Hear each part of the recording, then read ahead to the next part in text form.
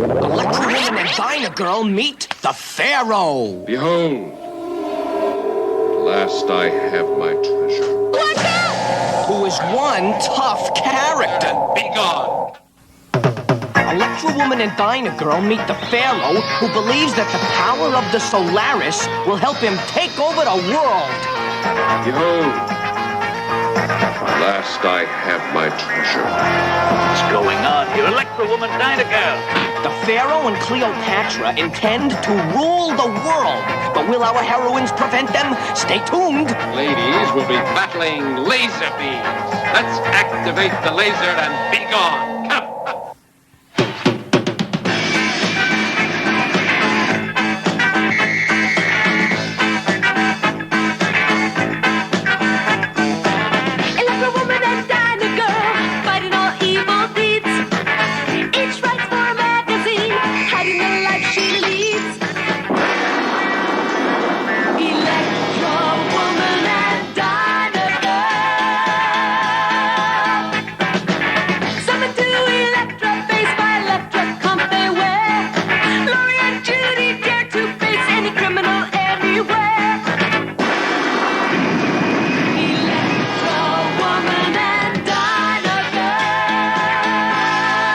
Welcome back, my friends, to an all-new episode of the Batcave Podcast. It's your old bat chum, John S. Drew here, and we're back talking Electra-Woman and Dyna-Girl here. We've got Crime Scope all ready to go with a new file here telling us about the Pharaoh. And when I say we, I have our own Frank Heflin here at Crime Scope, the man with the plan from the Flopcast, Mr. Kevin Eldridge. Hey, Kevin. Hey, John, you know I always try to be as gruff and miserable as Frank, but it's not easy because it's such a fun show we're talking about. Exactly, it is. It is.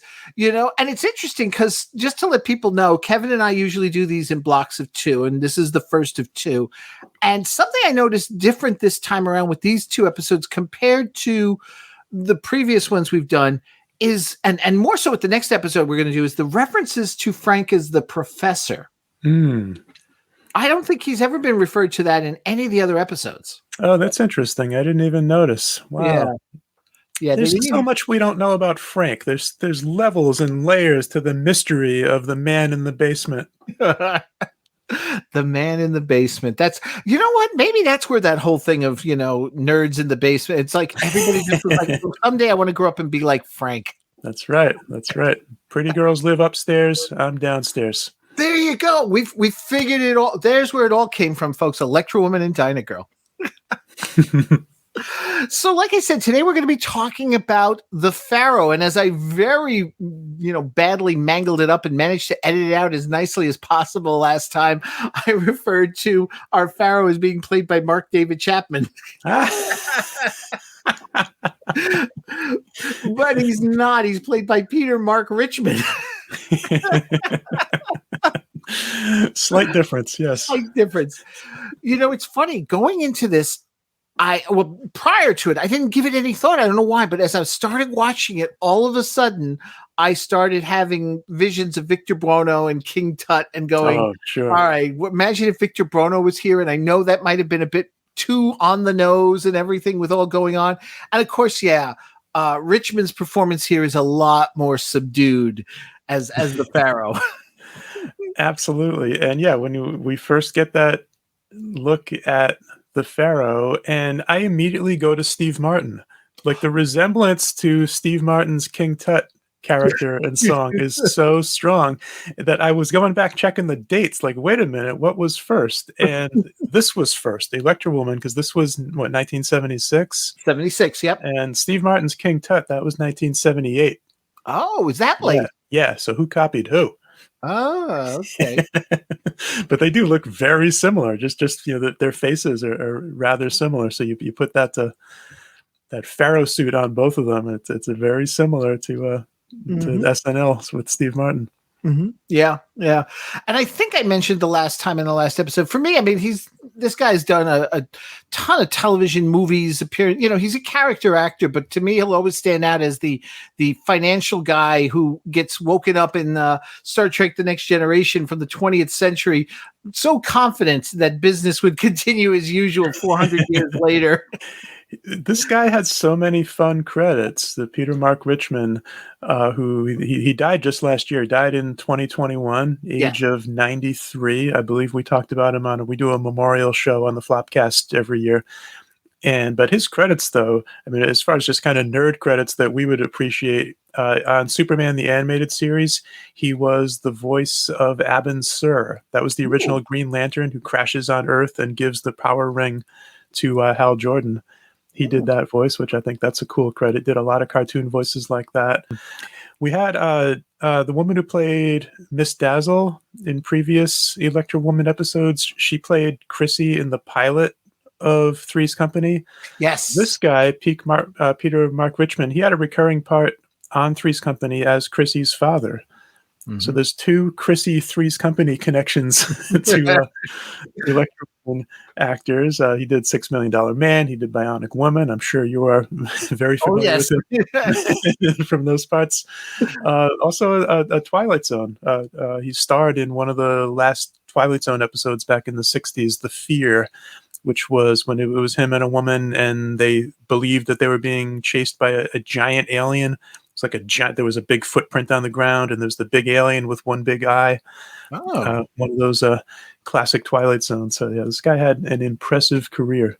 Yes, he did. He did indeed. Like you said, passed away last year. I do remember that. Yeah, because for a while there, I was sort of all of a sudden, I don't know why. I guess maybe because I'm getting morbid and it's the 70s and such, and it's getting further and further away. I'm noting more $6 Million Man, Bionic Woman passings. Oh, absolutely. Yeah, the people that were on TV when we were kids. Yeah, we're running out of those people. We're losing our heroes. We're losing them. Yeah, and our villains.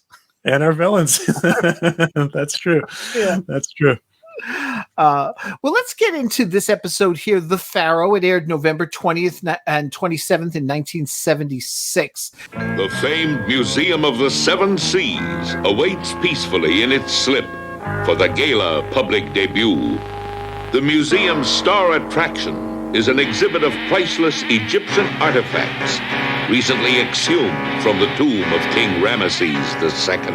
I kind of like the idea of a touring museum on a ship.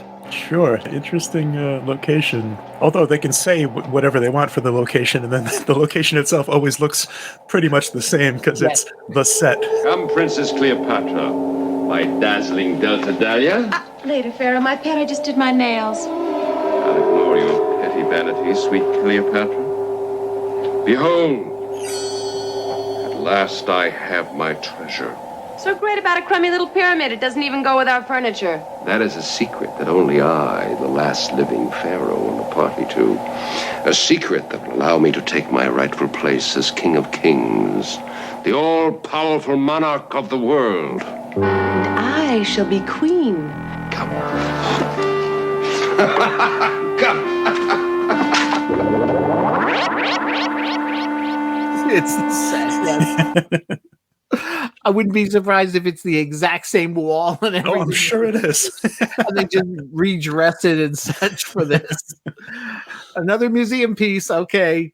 Yep. You know. Yeah, actually, thinking about it as I was watching, I said, you know what would have made it a little more believable if the camera had tilted just for the rocking of the boats. Sure, that would have been fun. I could hear some seagull sound effects, drop those in. Mm-hmm. One of those big loud boat horns. They could have really had some fun just with the audio and tilting the camera. I like that. Maybe just have somebody off camera just splash a bucket of water into the scene. Yeah, there you go. Like they're on deck. Oh man! Now I did like this whole thing because here's where we're introduced to the Pharaoh. He's in a sarcophagus as part of this collection of Egyptian things, and that was really cool. But I thought it interesting because he comes out and he's got this staff, which is also cool because we don't see this a lot with our Electra Woman villains. He's got his own little weapon there, the mummifying gas or mist or whatever they called it there. Yep. Yeah. To knock out the guard. Yes. The guard, though, that's, For a moment there, I thought the guard was going to become a bad guy because he's. But I'll let you go ahead and talk about the guard here. Sure. So this was the big bald dude, and he was in like an Egyptian costume. Also, I like how this museum wants their security people to be in costume to match the exhibit, which is fun. Why not? But this guy, the actor, his name was H.B. Haggerty, and that stands for Hard-Boiled Haggerty. Yes. Mr. Haggerty had an impressive life, not just an acting career, but he was in the Navy in World War II, played in the NFL. He was a professional football player for the Lions and the Packers. Then he got into wrestling. He was a professional wrestler for about 20 years through the early 50s through early 70s. Then as he was getting out of wrestling, he got into acting and popped up a lot through the 70s because he had that look. This is a big, muscly, bald dude with the big mustache. So a great look for just a big, wacky character like that to have in a show. So he did at least one other Croft project because he was in an episode of Far Out Space Nuts. Popped up on all kinds of things. He did a Buck Rogers. He did a Hulk. He was in the Muppet movie. And one credit that I really caught my eye, though, was he did a Monster Squad. Yes. Joe Crow and I talked about him. I was wondering if that was an episode that you had gotten to yet. The Ringmaster episode. He was Sam Strongman. Yes. Yeah.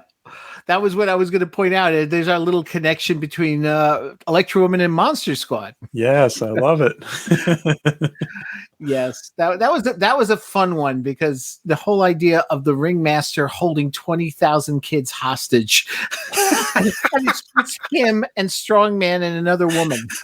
20,000. Yes. Kids. Oh, wow. Yeah, the logistics of that. Exactly.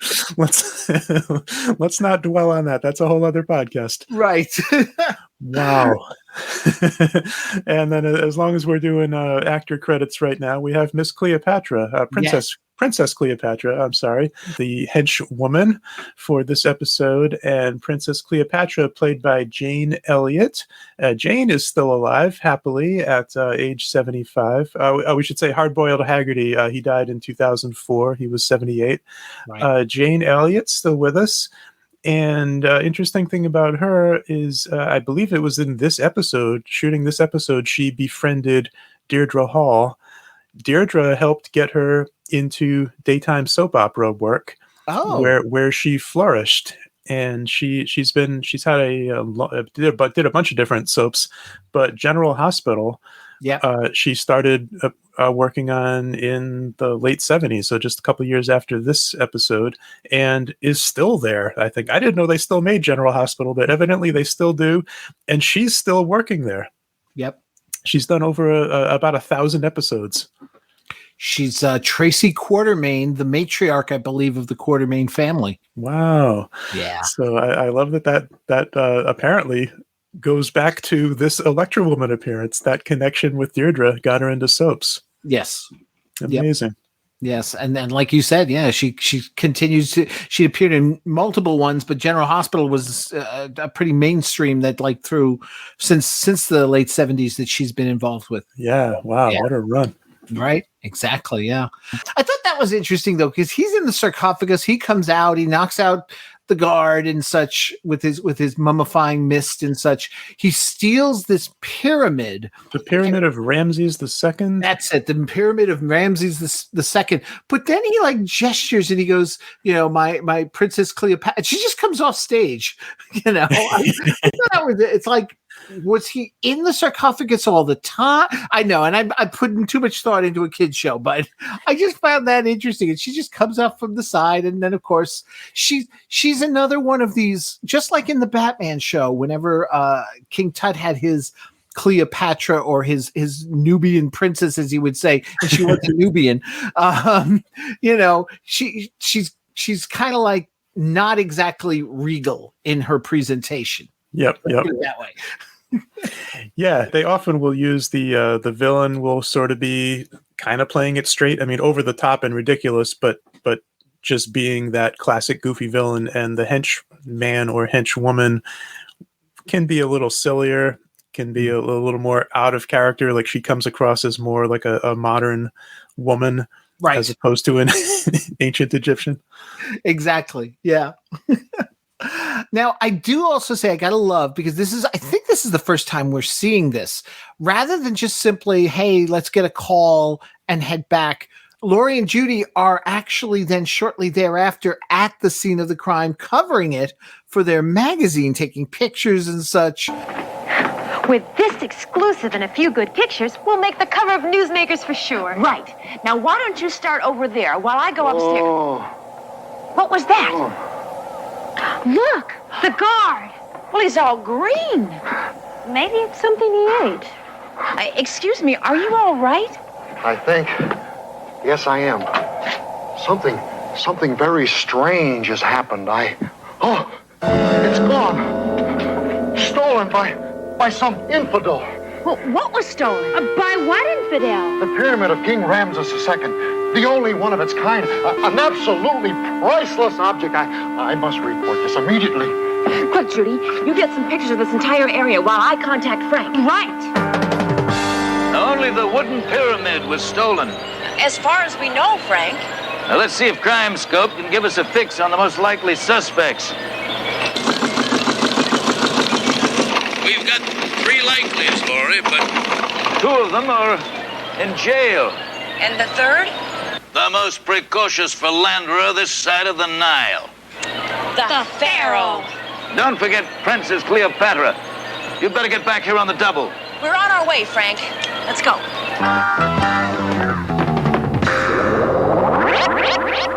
You never know where they're going to be. And yeah, there are some scenes where we see them as reporters right at the beginning, but and yeah, sometimes they're called away from whatever they're doing. But yeah, Right. they were there. They're at the crime scene.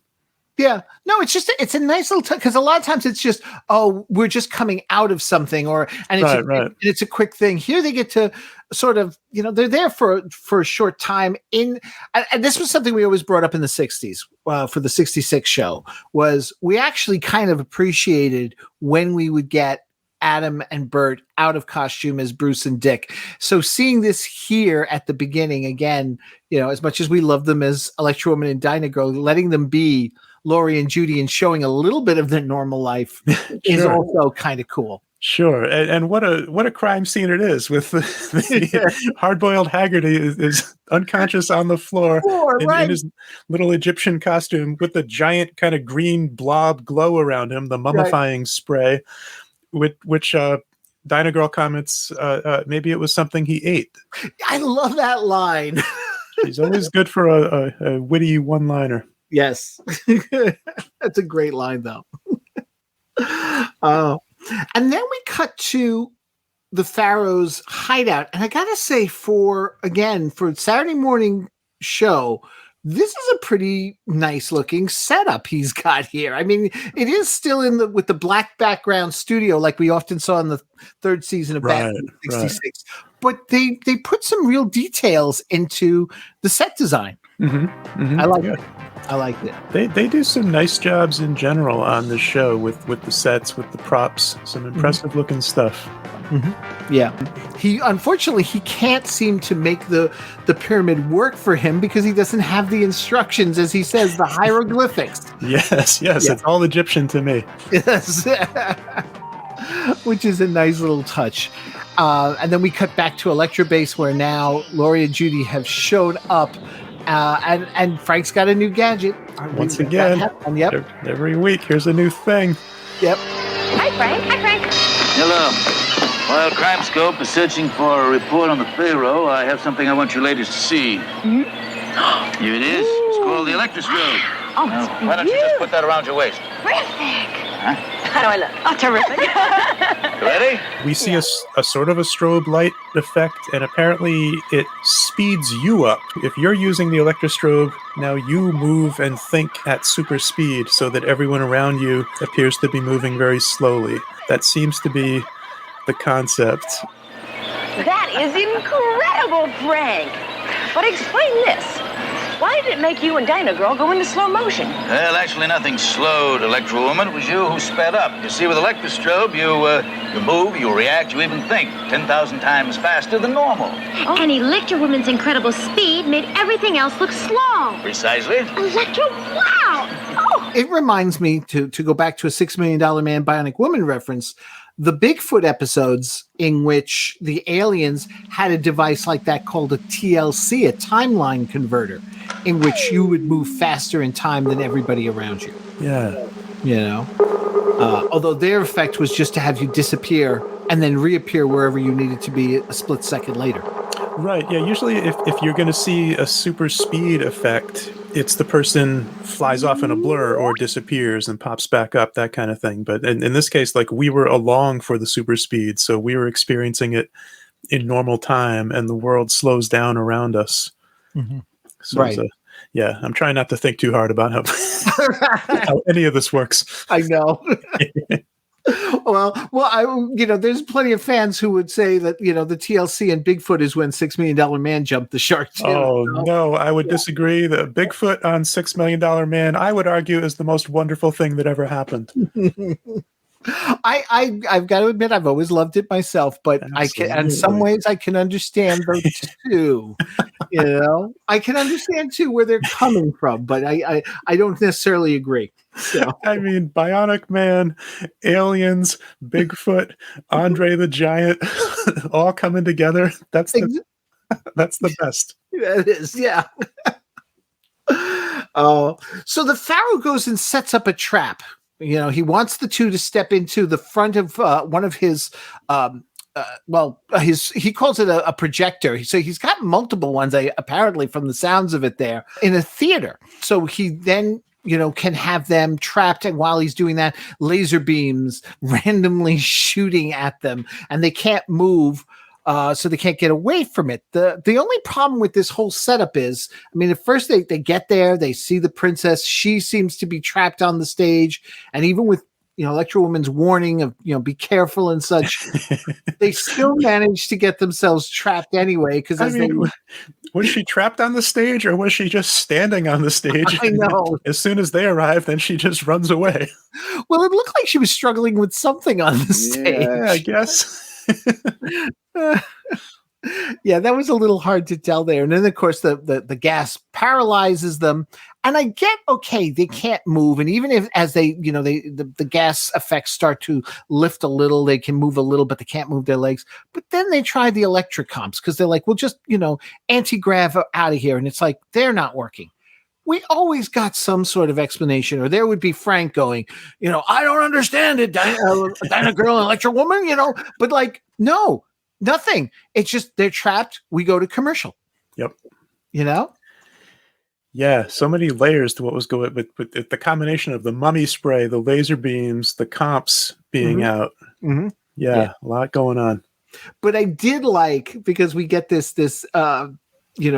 pseudo-scientific explanation. It's like, well, considering the coating on the electric comps, we can use it to deflect the lasers. Special coating on the crystal on the top. Something about crystal was in there as well. And then they're deflecting the laser beams. Sure. Mm-hmm. And then they manage to then just sort of angle the deflection just right to destroy the laser beams themselves. Yep. Yeah.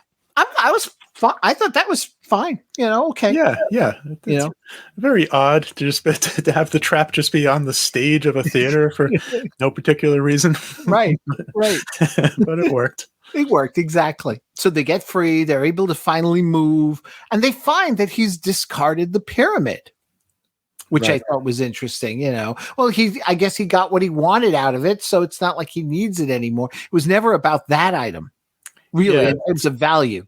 The little crystal thing, is what he was actually using, Because then we see him doing his weird chanting thing with the little crystal. Almighty pharaohs of ancient Egypt, turn loose the powers of the great Sphinx. It's been out of commission for over 4,000 years. Maybe it's a little rusty. Obey the incantation!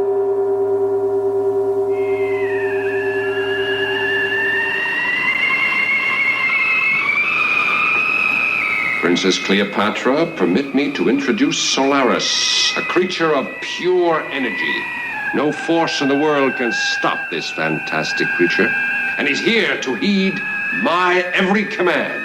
This I've got to see. And you shall see just as soon as you're out of jail. Well, what a pleasant surprise. Electra-Woman, what's that thing? Inquisitive little pest, aren't you? Well, permit me to show you. Save the demonstration, Pharaoh. Give up or face the consequences. I believe it is not I, but you who shall suffer the consequences. And I got a kick out of that when it's like, because I could see, like, again, I know I'm coming back, but Victor Buono being even more exaggerated with the chants and stuff. But when, what was it that Cleopatra says, maybe it's a long time and it's something like that. There was just something, because it doesn't respond. So he gets angry and he goes, heed my chant or something like that. Well, it worked eventually because he's able to conjure his creature of pure energy. Pure energy. Pure energy. Creature of pure energy. Solaris. Yes. Yep. I love this thing. We get look at it's this blob, this kind of shape-shifting blob, kind of superimposed on the screen. Yep. Kind of a reddish, whitish video effect thing. And so you're just watching this weird blob move around, and then eventually, as you watch it more and more, it's, oh, wait a minute, is that like a guy under a blanket? Yes. Oh. The blob is a guy under like a bed sheet or something thrashing about. Then they sort of process that film image and superimpose it however they do. But yeah, the more you watch it, it's very clearly just a human being waving their arms and legs.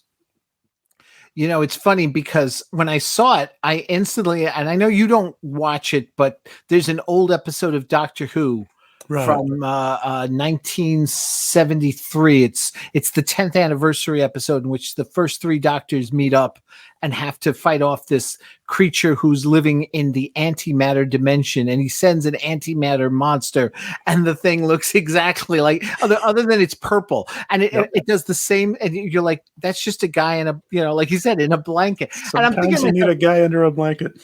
I just think, though, it's like people laugh at that and say how terrible. And I'm like, 3 years later in the United States, we're doing the exact same thing. Mind you, it's Saturday morning cartoons and TV and such, but still, you would think we'd have better special effects. But no, they did it. And yeah, I love it too. I'm here for it. So Solaris. And he has a name. They gave it a cute little name. Yes.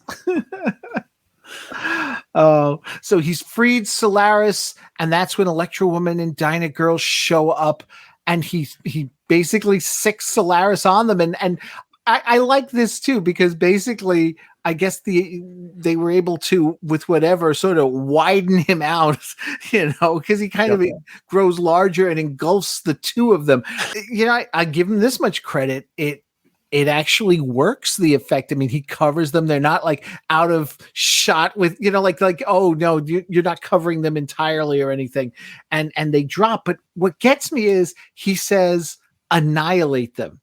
So they drop to the ground. And I'm thinking, this isn't even like, oh, we're in the middle of the trap and how do we get out of it? This thing just killed them. And we have to wait a week because that's the end of part 1. Solaris, return!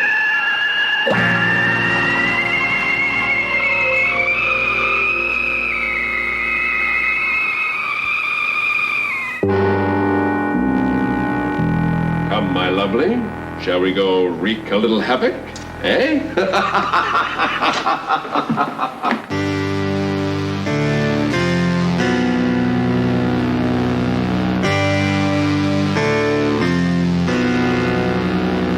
Once more, the Pharaoh seems to have outwitted our heroines. How will they possibly overcome their hopeless fate? Tune in next week.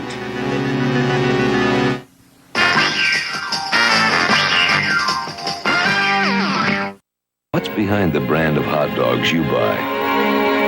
You know know you're getting solid value with Oscar Mayer and quality trusted for generations. There's wholesome meat protein from solid cuts of meat. The only meat Oscar Mayer uses. U.S. government inspected. Oscar Mayer selected. Oscar Mayer wieners and beef franks in handy twin packs. The flavor's as good as the good meat itself. Oscar Mayer, America's #1. If the lady's gonna be a sweat hog, she might as well learn from the best. The newest sweat hog is Julie's sister on Welcome Back, Cotter. Then the 12th precinct waits for the world to end. You have 7 hours and 15 minutes left. I think I can just make it. Barney Miller, right after Cotter. Tomorrow at 8 on ABC.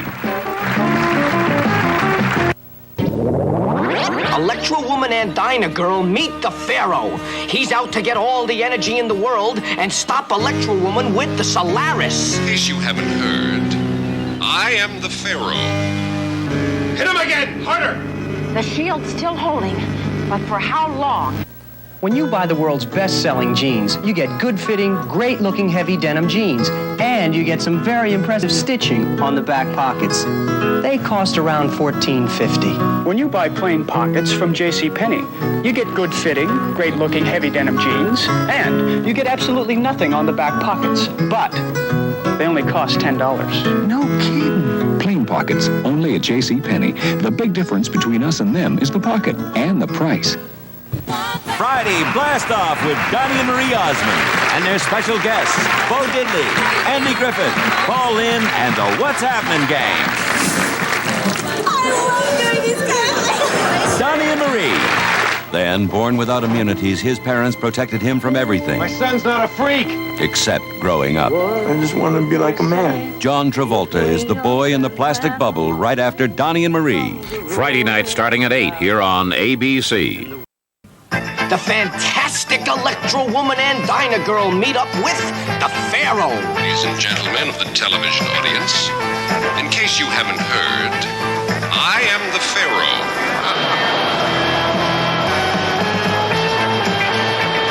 The world is all mine. Nothing can stop me now.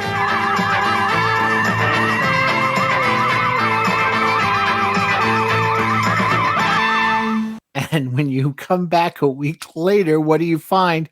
They come around. They got better. They got better. Okay, I'm sorry. This one just and then they're playing Batman science here with the you just got hit with 40,350 something 0.7 volts of static electricity. I'm like, you are fried, sisters. Yes, static electricity. Yeah. And apparently, and this is, I thought this was really funny because Frank later on says to them, they only got a portion of Solaris's power and that even Crime Scope was almost overwhelmed just thinking about Solaris. Just thinking about it. Yeah, I get that though. I mean, this is a 1970s computer, Crime Scope. Yeah. We can only ask so much of it. It's being run by, punch cards and mice running on little conveyor belts. Who knows what's going on inside Crime Scope? It can only do much. Yeah, that's true. That's true. Yeah.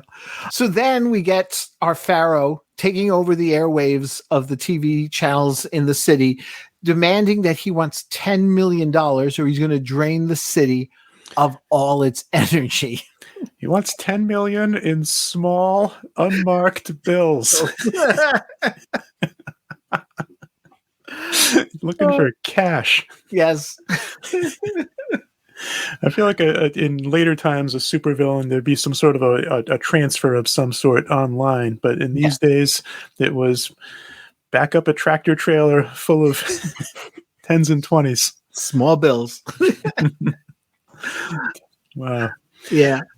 Delivering the cash is someone who's introduced as the representative of the top bankers of the world. Who I thought for a moment as we're watching the scene with him talking to him, because his back is to the camera the whole, I said, is this guy going to even show us his face, let alone get a line? Right. The banker was played by Bruce Hoy. Mm-hmm. Bruce died in 2014 at age 81. Bruce was worked a lot as a dancer. He was a dancer in musicals and in movie musicals through the 50s and 60s.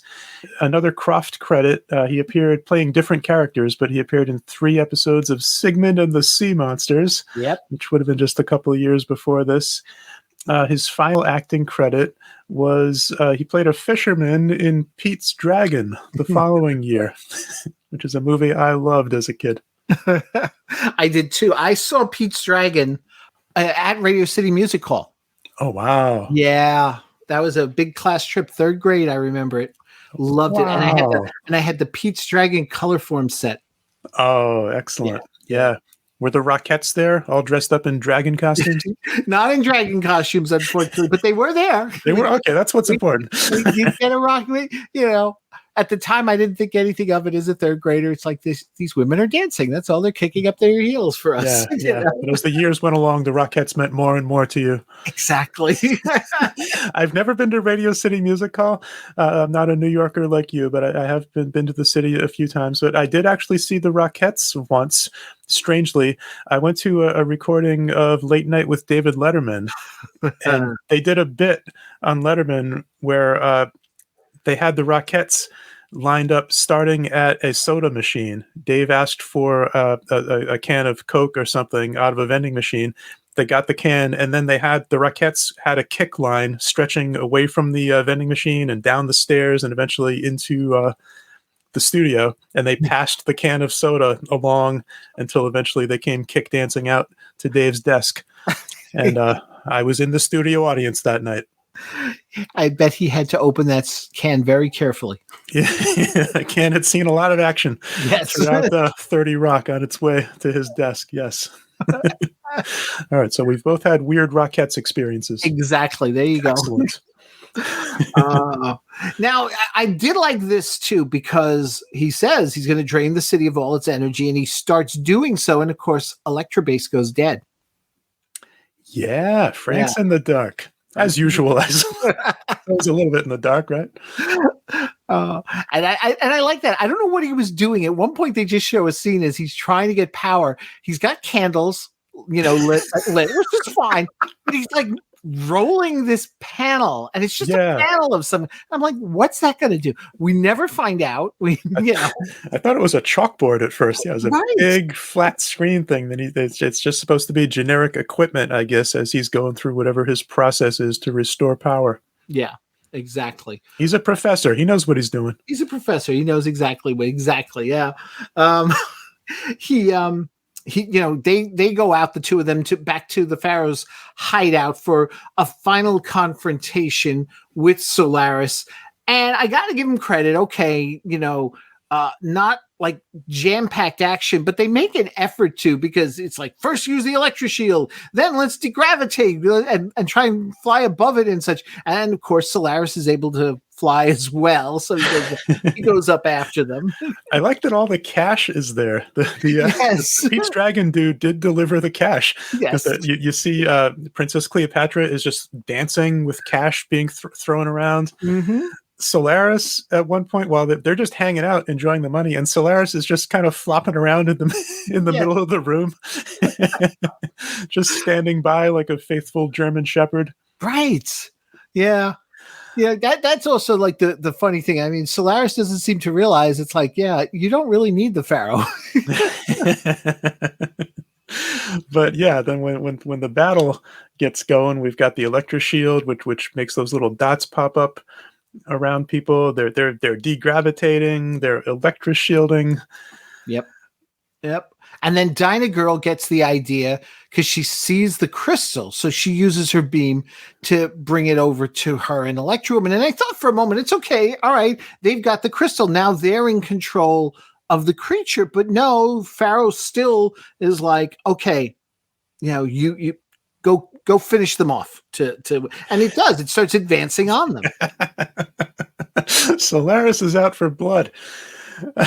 Yeah. Meanwhile, speaking of the limitations of Crime Scope, Frank learns from CrimeScope that they have a 0 probability, no chance Yes. of winning in this situation. Shows you what CrimeScope knows. But yeah, so they do, of course, eventually. So CrimeScope is just dead wrong. Frank's just reading that printout. Oh no, 0 probability of winning. I'm surprised Frank didn't just give up, pop open a beer at that point. Well, I guess they're dead. It was a nice run. No, because this is where then we see the electrostrobe being used, but again, not the way it was demonstrated at the beginning. It has nothing to do with speeding up a person and time and such. I gotta admit, I don't know if it was just the editing or what. I didn't entirely get it, other than, if I'm not mistaken, the output of the energy from the electrostrobe fed the creature more than it could handle, so it was overwhelmed and just disappeared. Yep, that's exactly what they did. Okay. And as they were doing it, I thought, how many times have we seen this in various shows or cartoons or whatever? I feel like I've seen this 100 times, where there's something that's absorbing energy or absorbing whatever, and then the solution in the end is, oh, it wants to absorb energy. Let's see how much it can take, and then you just give it everything until it explodes. Yes, I feel like I've seen that again and again. Maybe it started here. Maybe Solaris was first. No. In fact, I just released an episode of the World's Greatest Super Friends podcast, myself, Dan Greenfield, and Michael Bailey from the nice. Fortress of Baileytude. And Yes. Michael had picked a Superman episode, because we were looking at Filmation cartoons, and he picked a Superman cartoon where Superman fights the Parasite. And, sure.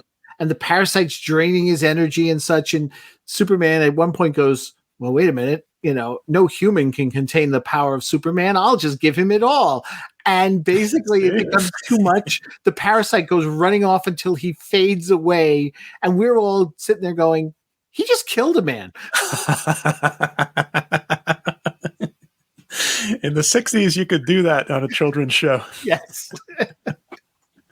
Oh, that's great. Yeah. But yeah, it's the feed it more energy that it can handle is a very convenient way to do away with your energy absorbing villain. Because we've seen that a lot, but it works. Yes. Yep. So, now we just got to wrap up our villains here, and Dyna Girl uses her Electra shield to sort of grab the princess there, and Electra Woman uses her Electra comp there to draw the staff to her, and she captures the Pharaoh in his own gas. Hits him with the mummy spray. Yes. Yes. Yeah. So our little whimsical final scene was a little odd. Yeah, a little odd. They're commenting on, another newsmaker reporter happened to be at the scene to cover the story, and said that Electra Woman and Dyna Girl were wonderful. They were fantastic. So apparently they filed a story under a different identity and under a man's name, because they use he in describing the other reporter. Yes. So they have a male pseudonym that they used to file the story of the capture of the Pharaoh. Yeah, and that begs the question, who knows this, or are they collecting a third paycheck? That's right. What happened at the newspaper? How did they pay this writer? Yeah. Maybe CrimeScope set up some false identities for them. Maybe, or maybe because they don't say the name of the reporter. Maybe it's Frank Heflin. That could be. Yeah, sure. Frank's on the payroll. Why not? So let me ask you this: anything else about this episode that we didn't touch on? Well, no, I think we covered it pretty thoroughly.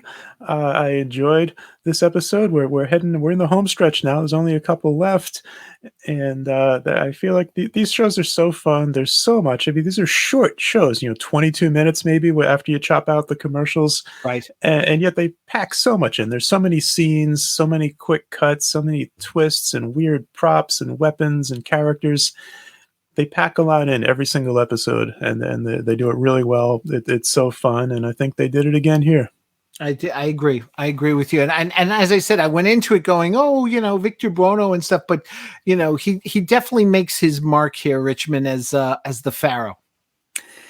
Yeah, that's true. And Electra Woman obviously so inspired by Batman 66, and so who one of the classic Batman 66 villains, of course, is Victor as King Tut. And yeah, you're not going to hit a Buono level Egyptian Pharaoh performance, but and they were smart not to try and do it. Yeah, I think so. Yeah. Okay, so let me ask you this now. It's the end of the show. Dinah Girl turns to Electra Woman and she gives her exclamation. How do you sum this up in an Electra superlative? This was a tricky one, but I think what I'm going to settle on in honor of our energy buddy Solaris, I'm going to say this was an Electra blanket. Oh, okay. All right. I like this. I like that. So no qualms though. Nothing. You're like, we're good. This was fun. This was absolutely fun. And I believe we have not seen the last of the Pharaoh. No, that's true. He will be coming back for the finale of this show. Just 2 episodes later, he comes back. Wow. They could not keep this guy out of control for long. He'll be back, and Princess Cleopatra will be back. Terrific. Looking forward to that. Yep.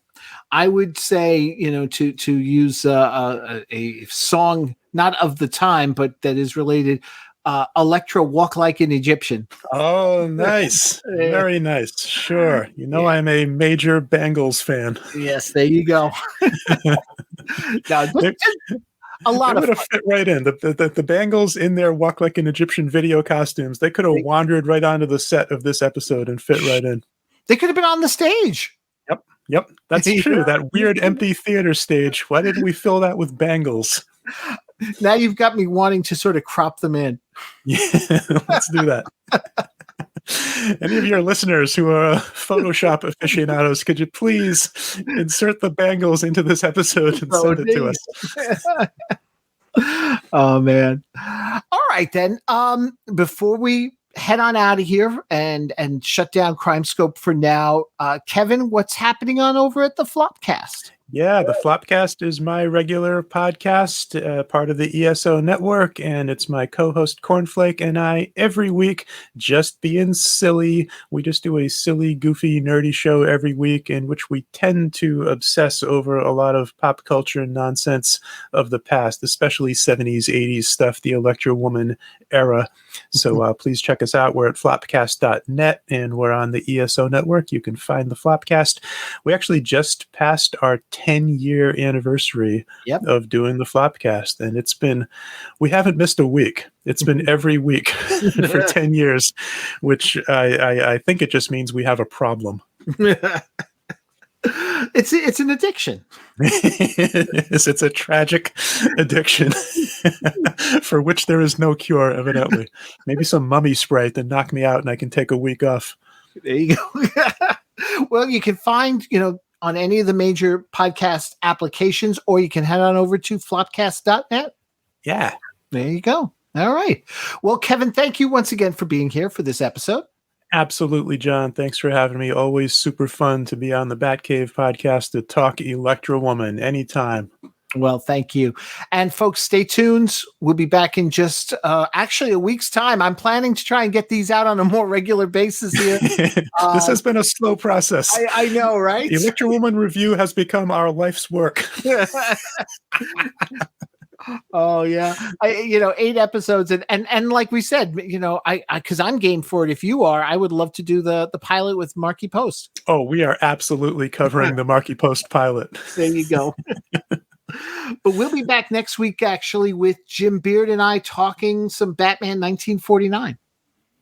So, cool. Yeah, old school, going back, all the way back to the good old days. I don't know. Yeah. Jim might not think so. So we're having fun. We're having fun. So until then, folks, thank you so much for listening. Once again, Kevin, everyone, take care. Well, it looks like Electra Woman and Dinah Girl have made Newsmaker magazine again this weekend. Yep, which would be real nice, except for one small thing. What's that? Oh, we didn't write the story, Frank. We were scooped. Look, another reporter who just happened to be at the Pharaoh's hideout when all the excitement took place got credit for the story. Wait, but look. Here he calls us fantastic. And incredible. And wonderful. Hey, not bad. Hey, you couldn't have said it better if you'd written it yourself.